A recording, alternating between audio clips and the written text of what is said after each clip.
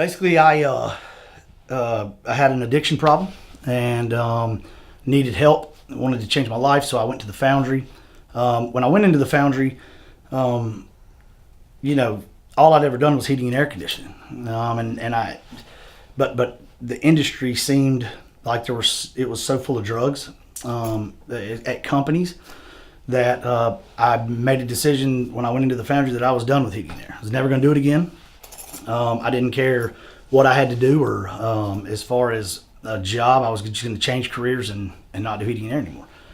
And so I was in that program, and about 9 months into the program, I was actually working at the thrift store in electronics. And Pastor Bill had got on stage the night before on a Thursday night at church service, and brought up the fact that there was he told the parents basically, we know you got people here in the program or whatever that you're here to see, and but if you have any extra money that you could donate, it'd be great, because the guy that's doing the heating and air for us here in the program told us that the system here at the church was bad and it was going to be like $30,000 or $35,000 to replace it. And so any extra help would be great. And so the next day on Friday, I'm at the thrift store and working. And Joey Godwin, who at the time was the men's intake coordinator, told Pastor Bill and Bobby Azar, Bobby Azar was the head of maintenance, and told them they needed to come get me and let me look at it because it's all I'd ever done, and just let me see, like a second opinion, I guess, basically, of people in the program.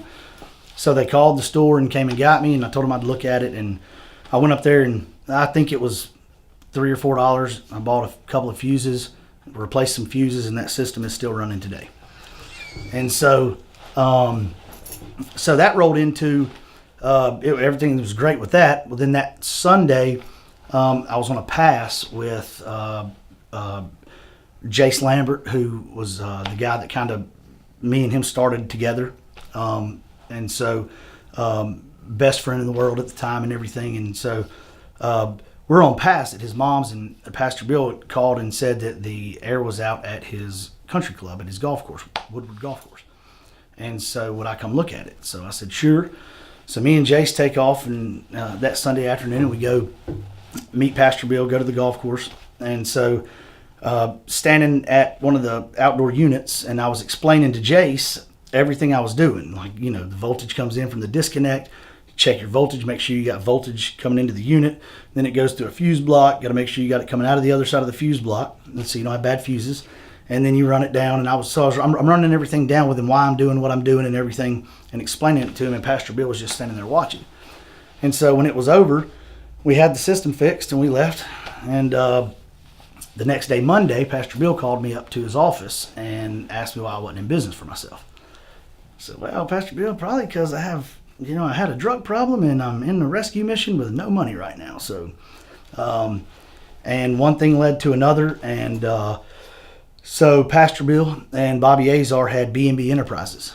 And it was just a company that they kind of would buy houses and fix them up and stuff. And so, he asked me if did I have all the licenses and stuff to actually go into business, and I told him that I did. And so he basically said, look, you can run a DBA B&B Heating and Air under B&B Enterprises name, but it's on you. You got to just go make it happen and find some work, do it, all of that. And so that is how B&B was B&B Heating and Air was formed in the beginning.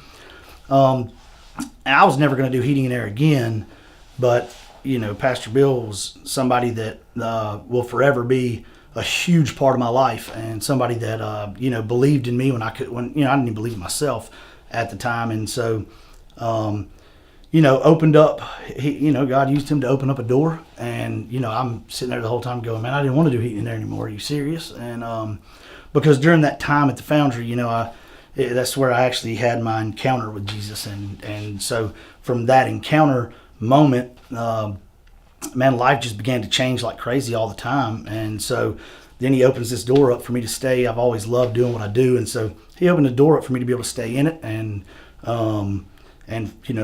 from there, it's grown to, within about the first year, Pastor Bill got out, and then Bobby Azar got out, and I took everything over and have been running with it ever since.